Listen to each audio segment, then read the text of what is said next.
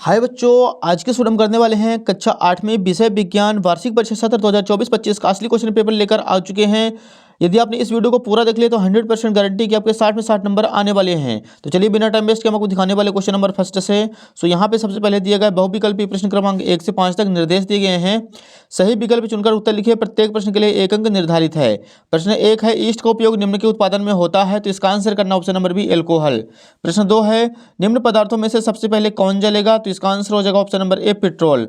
प्रश्न 3 है, मैग्नीशियम का रिबन फीता वायु में जलने पर उत्पन्न करता है, तो इसका आंसर करना बच्चों option number C magnesium oxide, ऊष्मा और प्रकाश। प्रश्न क्रमांक 4 है, पौधों और जंतुओं की वह स्पीशीज जो किसी विशेष क्षेत्र में विशिष्ट रूप से पाई जाती है वह है, तो इसका आंसर करना ऑप्शन नंबर ए विशेष क्षेत्रीय स्पीशीज। प्रश्न क्रमांक 5 है, लैंगिक प्रजनन में भाग लेते हैं, तो इसका आंसर करना बच्चों ऑप्शन नंबर बी एक नर व एक मादा जंतु। तो बच्चों यहाँ पे प्रश्न क्रमांक 1 से 5 तक कंप्लीट हो चुके हैं। नेक्स्ट देखिए, रिक्त स्थानों की पूर्ति कीजिए। 6 से 10 तक दिए गए हैं। प्रश्न 6वां है, काष्ठ कोयला वायु में जलकर कार्बन डाइऑक्साइड और ऊष्मा उत्पन्न करता है। प्रश्न 7 है, जिन पदार्थों का ज्वलन ताप बहुत कम होता है और जो ज्वाला के साथ सरलता पूर्वक आग पकड़ लेते हैं ज्वलनशील पदार्थ कहलाते हैं, तो 7 में का आंसर हो जाएगा बहुत कम। प्रश्न 8 है, कागज बचाने का अर्थ है पौधों को बचाना। प्रश्न 9वां है, वह निषेचन जो मादा के शरीर के अंदर होता है आंतरिक निषेचन कहलाता है। 10वां प्रश्न है, लड़कियों में मासिक धर्म चक्र की शुरुआत मोनिर्ची कहलाती है, तो 10वें का आंसर हो जाएगा मोनिर्ची। तो यहाँ पे 6 से 10 तक भी क्वेश्चन कंप्लीट हो चुके हैं। इसका भी आप लोग स्क्रीनशॉट ले लीजिए। नेक्स्ट देखिए, अतिलघु प्रश्न क्रमांक 11 से 16 तक दिए गए हैं। प्रश्न 11 है, शिशु एवं बच्चों को टीका क्यों लगाया जाता है, तो इसका आंसर करना है आप लोग यहाँ पे देख सकते हैं। सबसे पहले आपको हेडिंग डालना उत्तर क्रमांक 11। बच्चों के शरीर में रोग प्रतिरक्षण हेतु टीके लगाए जाते हैं जिससे बच्चों के शरीर की रोग लड़ने की शक्ति बढ़ती है।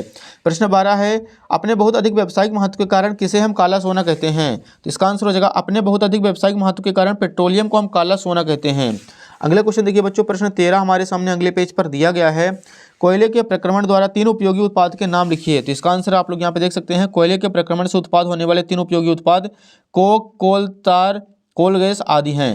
प्रश्न क्रमांक 14 देखिए, किन्हीं 2 राष्ट्रीय उद्यानों के नाम लिखिए, तो बच्चों इसका आंसर आप लोग यहाँ पे देख सकते हैं। भारत के 2 राष्ट्रीय उद्यानों के नाम कान्हा राष्ट्रीय उद्यान और काजीरंगा राष्ट्रीय उद्यान है। प्रश्न 15 देखिए, मरुस्थलीकरण कब होता है, तो इसका आंसर आप लोग यहाँ पे देख सकते हैं। मरुस्थलीकरण तब होता है जब उपजाऊ जमीन रेगिस्तान या अर्ध शुष्क क्षेत्र में बदल जाती है। यह प्राकृतिक और मानवीय कारणों से हो सकता है। अगला क्वेश्चन देखिए, 16 नंबर है, मनुष्य में गुणसूत्रों की संख्या कितनी होती है, तो इसका आंसर यहाँ पे करना हमें। मनुष्य में गुणसूत्रों की संख्या 23 जोड़ी होती है, अर्थात कुल 46 गुणसूत्र पाए जाते हैं।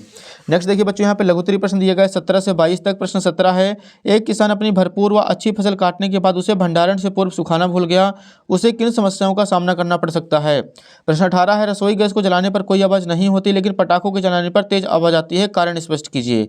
प्रश्न 19 है, एक प्रयोग में 405 किलोग्राम ईंधन का पूर्णतः दहन किया गया जिससे 18,000 केल्विन जूल उत्पन्न हुई, ऊष्मा का मान ज्ञात कीजिए। प्रश्न 20 है, मुर्गी और मेढक दोनों ही अंडे देते हैं लेकिन दोनों में निषेचन अलग अलग होता है, क्यों। प्रश्न 21 है, निम्न में से जरायु जंतु और अंड प्रजक जंतु को विभाजित कीजिए। 22 नंबर है, वायुमंडलीय दाब किसे कहते हैं समझाइए।